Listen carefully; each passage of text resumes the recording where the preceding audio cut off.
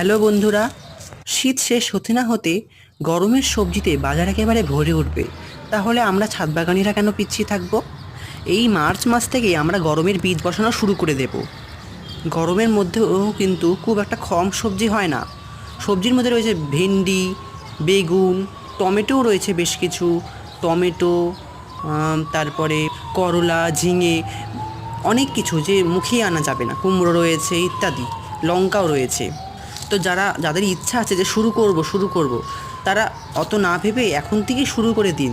শুরু করার কখনো সময় হয় না, যখন আপনার ইচ্ছা হবে তখন থেকে শুরু করে দেন। দেখুন, আমি যে শুরু করেছি, আমি কিন্তু খুব একটা বেশি জিনিস দিয়ে শুরু করিনি। আমার শুরু করতে প্রায় 1 বছরের মতো হয়েছে। তবুও আমি যতটুকু পেরেছি টব, বস্তা, বালতি সব কিছুতেই গাছ লাগিয়েছি। আপনারা তো দেখতেই পাচ্ছেন, ছাদে খুব একটা মাটি উঠানো সম্ভব নয়। তাই সবজির খোসা দিয়ে যতটা পারবেন মাটি বানান, সেই প্রসেসটা আমি আপনাদেরকে, আমার চ্যানেলটা ভালো লাগে